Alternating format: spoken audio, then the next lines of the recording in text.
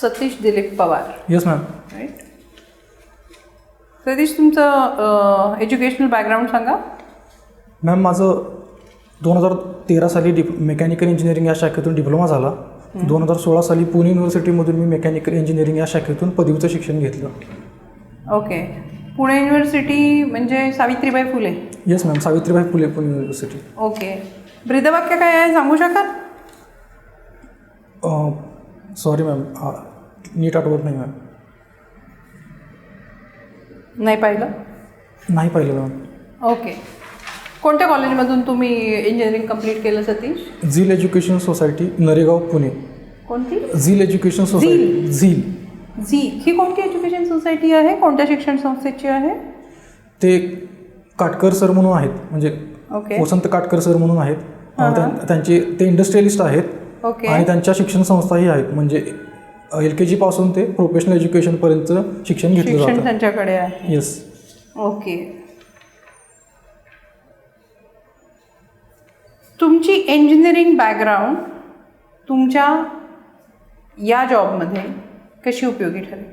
Ma'am, professional education असल्यामुळं team work असेल, परत टेक्नोसावी असतो म्हणजे इंजिनिअरिंगची मुलं, त्यामुळे जे नवीन तंत्रज्ञान वगैरे जे काही पोलीस प्रशासनामध्ये येईल त्याचा एफिशियंटली वापर करण्यासाठी किंवा नवीन तंत्रज्ञान अवगत करण्यासाठी नक्कीच फायदा होईल. तुम्ही या पोस्टसाठी ओव्हर क्वालिफाईड आहात असं वाटतं का तुम्हाला?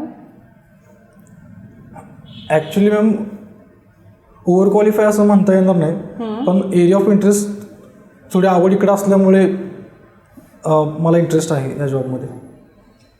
या जॉबमध्ये म्हणजे पोलिसिंगच्या जॉबमध्ये? येस, पोलिसिंगच्या जॉबमध्ये. What is policing for you Satish? Ma'am, actually policing is not only law and order. मी त्याच्यामध्ये सेवा हा घटकसुद्धा ॲड करेल.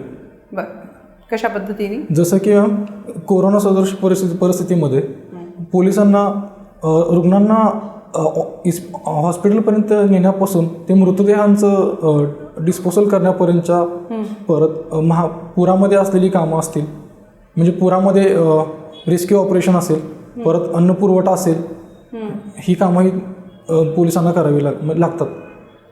त्यामुळं. ओके. सतीश, आता तुम्ही कोविडचा विषय काढलाच आहात. मला सांगा, कोविडची सुरुवात म्हणजे तो जो विषाणू आहे तो कुठं निर्माण झाला सांगता येईल? चायनामधील वुहान या शहरातून झाला. वुहान शहरातून झाला. Yes ma'am. तुम्हाला असं वाटतं का की हा एक बायोटेररिझमचा प्रकार होता? तुमचं काय मत आहे नेमकं? मॅम, मी रीडिंगमध्ये किंवा आर्टिकल्समध्ये असं थोड्या अँगलने हे वाचलं, माझ्या वाचनात आलं आहे की पण याला मॅम बायोटेररिझम म्हणता येणार नाही तसं. कारण विविध देशांमध्ये प्रत्येक म्हणजे जैवतंत्रज्ञान असू दे त्याच्यावरती प्रयोग चालूच असतात. मी याला एक अपघात मानेन, म्हणजे माझ्या दृष्टिकोनातून विचार केला. पण हा अपघात अंडर डेव्हलप कंट्रीजमध्ये का नाही झाला? इफ यू सी, हा डेव्हलपिंग प्रोग्रेसिव्ह कंट्रीज आणि डेव्हलप कंट्रीजमध्येच झाला. Yes ma'am. मग त्याच्याबद्दल तुमचं काय मत आहे? मे बी प्रिकॉशन घेऊन सुद्धा अशा काही गोष्टी असतील की ज्या इग्नोर झाल्या असतील, त्याच्यामुळे हा अपघात झाला असावा असं तुम्हाला वाटतं? हां. ओके. सतीश, तुम्ही इथे तुमचा आधार नंबर लिहिलेला नाही आहे.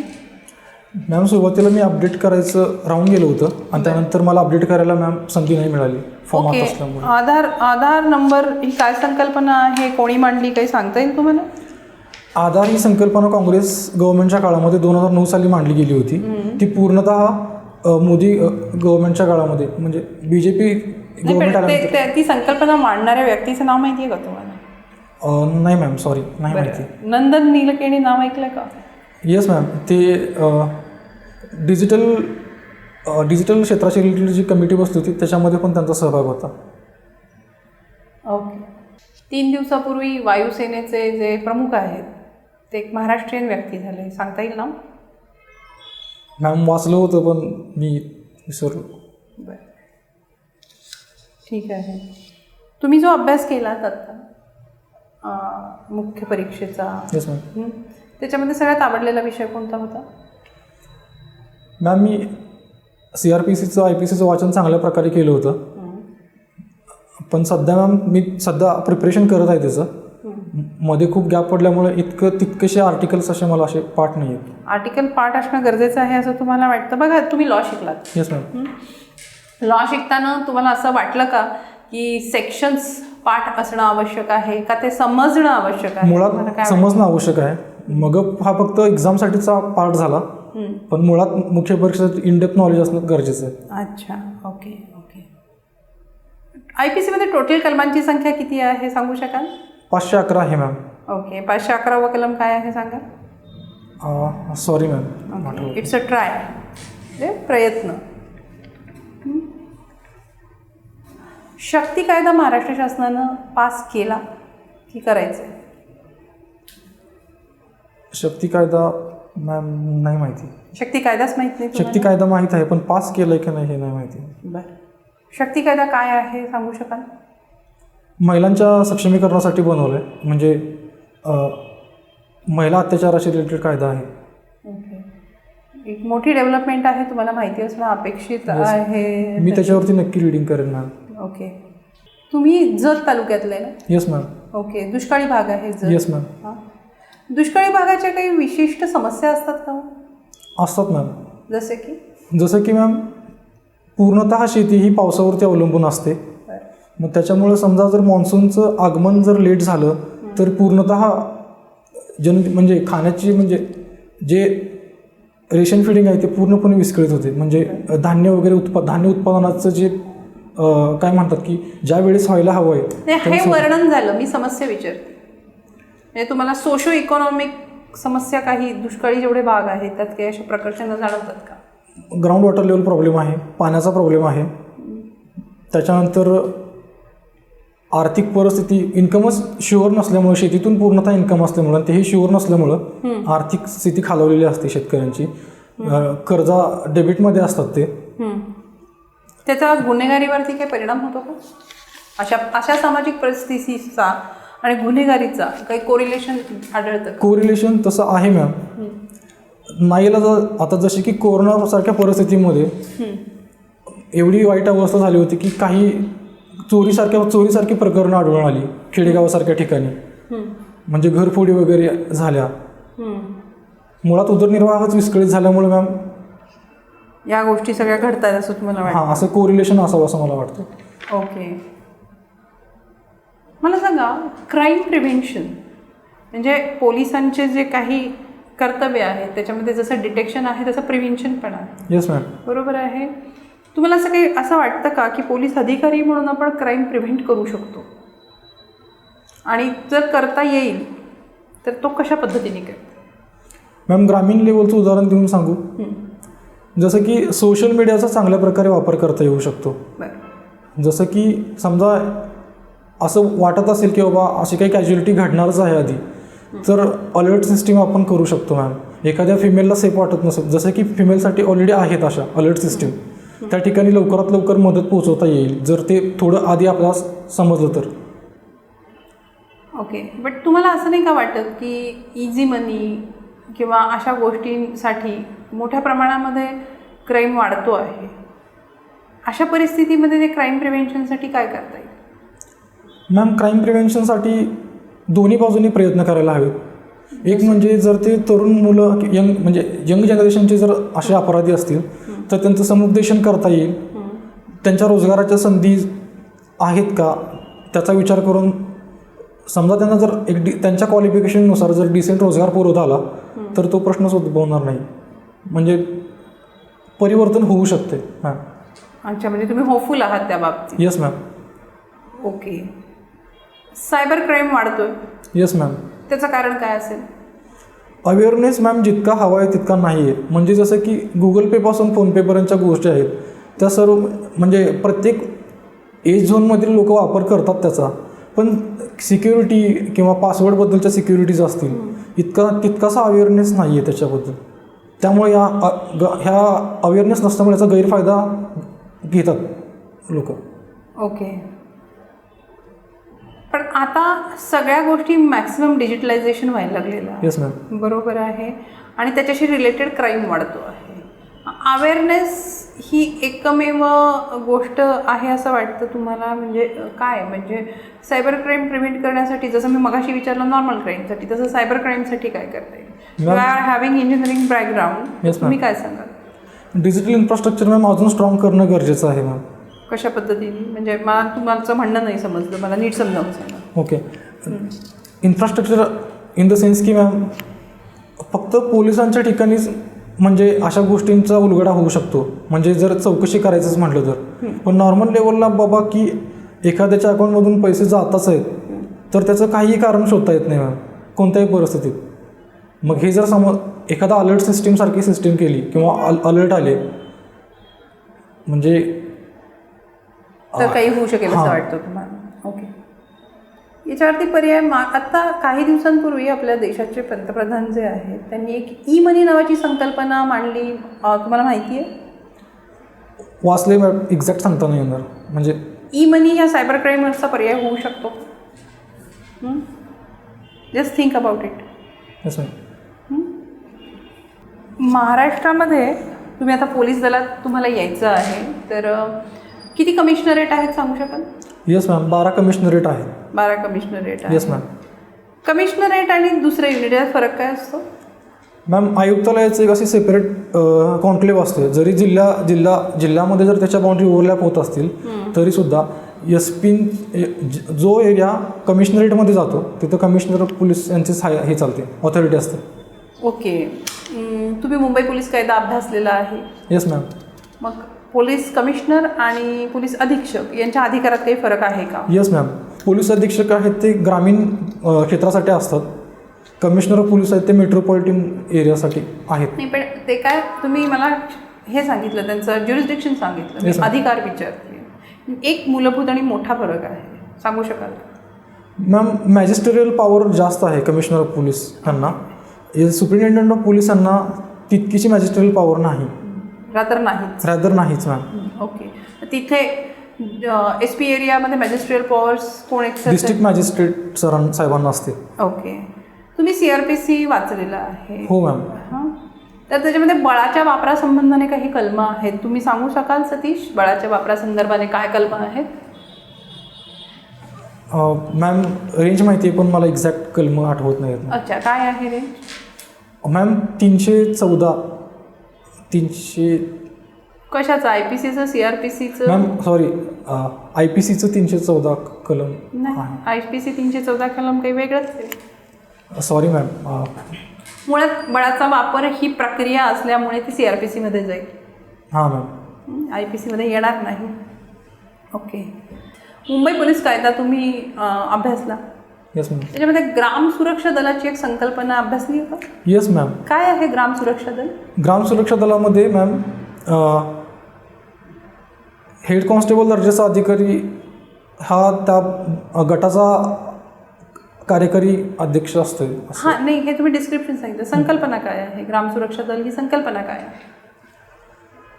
लोकल क्राईम जे लोकल लेवलला ग्राम लेवलला जे काही क्राईम घडतात त्याच्याशी रिलेटेड आहे ma'am. Okay. Just go through it. Yes ma'am. तुमचा जिल्हा सांगली ना? Yes ma'am. सांगलीचं काय वैशिष्ट्य आहे? सांगलीचं मॅम मी डिस्क्रिप्टिव्हमध्ये सांगितलं तर चालेल. पूर्व भाग आहे तो दुष्काळी आहे. पश्चिम भाग आहे त्याच्यामध्ये सह्याद्री घाटासारखा भाग आल्यामुळे तो सदन भाग आहे. कृष्णा नदीमुळे सिंचन पश्चिम भागामध्ये चांगलं झालेलं आहे. त्यानंतर हिस्टॉरिकल पॉईंट म्हणाल तर पटवर्धन संस्थानांचा इतिहास आहे. आणि सांगलीने कशात योगदान दिलेलं आहे महाराष्ट्रासाठी? म्हणजे मॅम नाटकामध्ये सांगलीचं योगदान आहे. बरं. पण मला त्याच्याबद्दल एक्झॅक्ट म्हणजे तितकीशी डिटेल माहिती नाही आहे मॅम. बरं. आणि सहकार क्षेत्रात काही योगदान दिलं आहे का सांगलीने? आहे मॅम. सहकार क्षेत्रामध्ये सहकार क्षेत्रातला सगळ्यात मोठा शुगर फॅक्टरी सांगलीमध्ये आहे. अच्छा. सद्यस्थिती काय आहे त्याची? मॅम तो आता दुसऱ्या युनिटने चालवायला घेतला आहे कारखाना तो. ओके. म्हणजे सहकार चळवळ सांगलीत फेल झाली असं वाटतं का? मॅम फेल झाली असं म्हणता येणार नाही, पण नंतर बाकीचे क्रेडिट अवेलेबल होत गेल्यामुळे तितकासा वाव तिकडे राहिला नाही. अच्छा. केंद्र सरकार सहकारासंदर्भात काहीतरी अभूतपूर्व करत आहे, ऐकलंय का तुम्ही त्याच्याबद्दल? सॉरी मॅम नाही ऐकलं. तुमचा जिल्हा सहकारमधला आहे तर थोडंसं बघा तुम्ही ते. येस मॅम, मी नक्की पाहीन. Yes ma'am. सांगलीने महाराष्ट्राला अजून काही अभिनेते दिले, गायक दिले, नाव सांगता येतील? Sorry ma'am. बरं. नाट्य पंढरी असं बोलतात ना? एक नाव आठवतं मॅम, म्हणजे पण ते न्यू जनरेशनमधील आहे, म्हणजे सई नाही, तामणकर. मी काहीच असं तुम्हाला जनरेशन बोलतच नाही आहे. सई तामणकर मॅम असतील, त्या ओके. सांगलीच्याच आहेत. ओके. तुम्ही बोललात की सांगलीने म्हणजे नाट्यक्षेत्रात सिनेसृष्टीमध्ये काही बरंच योगदान दिलेलं Yes, आहे. ma'am. त्या अनुषंगानेच विचारते, आता OTT प्लॅटफॉर्म्स बरेच उपलब्ध झालेले आहेत, काळ बदलतोय त्याच्यानुसार, बरोबर आहे ना? हे जे OTT प्लॅटफॉर्म्स आहेत त्याच्याबद्दल काही सांगू शकाल का? सॉरी मॅम, माहिती नाही. ओके, ठीक आहे. न्यूजपेपर वाचता? मॅम गॅप पडला होता, माझी हॅबिट होती, पण आता हल्ली वाचतोय मी न्यूजपेपर. कोणता वाचता? लोकसत्ता वाचतो मॅम. संपादक कोण आहे? गिरीश कुबेर सर आहेत संपादक. गिरीश कुबेरांचं एखादं पुस्तक सांगू शकाल? सॉरी मॅम, नाही माहिती. बरं. लोकसत्ता ग्रुप कोणता आहे? The Indian express group. Indian एक्सप्रेसचे कोण आहे? म्हणजे जे ओनर आणि ते फाउंडर होते ते? Ma'am sorry. अच्छा, एक्सप्रेस ग्रुपचे बाकीचे पब्लिकेशन्स कोणते आहे? द इंडियन एक्सप्रेस हे पब्लिकेशन इंग्लिशमध्ये आहे. अजून? त्याच्यानंतर हे दोनच माहिती आहेत मला, म्हणजे लोकसत्ता. Okay okay. प्रिंट मीडियाचं भविष्य काही खरं नाही असं मला वाटतं, तुम्हाला काय वाटतं? तसा मॅम ग्रुप आहे मॅम. आता सर्वांना डिजिटल मीडिया मोबाईल वगैरे इझिली अवेलेबल आहेत. PDF फॉर्ममध्ये डेटा हा इझिली ॲक्सेसिबल आणि वाचता येऊ शकतो. पण असे काही वयस्कर ग्रुप आहेत की जे अजूनही हार्ड कॉपीजचाच वापर जास्त करतात, त्यामुळे धोक्यात आहे असं म्हणता नाही येणार. पण डिजिटल मीडियाचा वापर वाढल्यामुळं सॉफ्ट कॉपीकडे क्षेत्राकडे वळालेच जास्त. ओके. लोकसत्ता किती साली चालू झाला काही सांगता येईल? Sorry ma'am. बरं. इंग्लिश पेपर वाचता? इंडियन एक्सप्रेस वाचतो. इंडियन एक्सप्रेस वाचता. ओके. इंडियन एक्सप्रेसचं हेडक्वार्टर कुठे आहे? आय मीन मेन बिल्डिंग कुठे आहे माहिती आहे? पुणे, मुंबई? मॅम दिल्ली आहे. ओके. त्याचे एडिटर सांगता येतील? सॉरी मॅम, नाही माहिती. नाही सांगता. ओके. पेपरमध्ये नेमकं काय वाचता? पेपर वाचण्याचा विषय निघाला तर? मॅम एडिटोरियल पेजवरती फोकस करायचं. अच्छा. आणि हल्ली स्पोर्ट्समध्ये म्हणजे फिजिकलमुळे स्पोर्ट्सची थोडी आवड असते म्हणून स्पोर्ट्सच्या कधीतरी न्यूज रीड करतो. ओके. केंद्र सरकारने स्पोर्ट्सच्या बाबतीमध्ये खूप चांगली पावलं उचलली, काही योजना किंवा एक हे सुरू केलं, इनिशिएटिव्ह घेतले, काही सांगता येतील? खेलो इंडिया इनिशिएटिव्ह सुरू केला आहे मॅम. ओके. त्याच्यामध्ये मॅम 8 वर्षापर्यंत सिलेक्टेड झालेल्या कॅन्डिडेटला पर मंथ 40,000 रुपयाची स्कॉलरशिप मिळते. ओके. आणि नेक्स्ट ऑलिम्पिक फ्रान्स ऑलिम्पिकमध्ये तयारी जास्तीत जास्त पदकं मिळवता यावी त्यासाठी. तुम्हाला असं वाटतं का आत्ताचं जे ऑलिम्पिक झालं ते बघून की या खेलो इंडियासारख्या इनिशिएटिव्हचा काही फरक पडला म्हणून आपल्याकडे? येस मॅम, नक्कीच फरक पडला. मेडल काउंट हा नक्कीच वाढला आहे मॅम मागील ऑलिम्पिकपेक्षा. ओके. आतापर्यंत भारताने किती सुवर्ण घेतलेले आहेत? सांघिकमध्ये आणि वैयक्तिकमध्ये सांगता येईल? सांघिकमध्ये मॅम सुवर्ण पदक नाही पण सिल्वर पदक मिळालं आहे. आतापर्यंत विचारतो. हॉकीमध्ये मॅम सांघिक ह्याच्यामध्ये गोल्ड मेडल मिळालं आहे मॅम. आणि हां, ठीक आहे. तुम्हाला वाटतं का सतीश की यावेळी तुमचं सिलेक्शन होऊन जाईल म्हणून? येस मॅम, कॉन्फिडन्स आहे मॅम. मला कॉन्फिडन्स? शारीरिक चाचणीची तयारी चांगली झाली आहे मॅम, त्यामुळे कॉन्फिडन्स आहे. तुम्हाला असं वाटतं की यावेळी तुम्ही अधिकारी व्हाल म्हणून? Yes ma'am.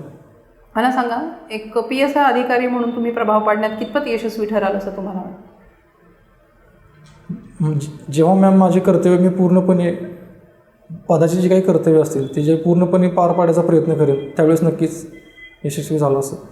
पोलीस खात्यामध्ये भ्रष्टाचार खूप मोठ्या प्रमाणात आहे असं बोललं जातं. Yes ma'am. तुम्ही स्वतःला याच्यापासून कसं लांब ठेवाल?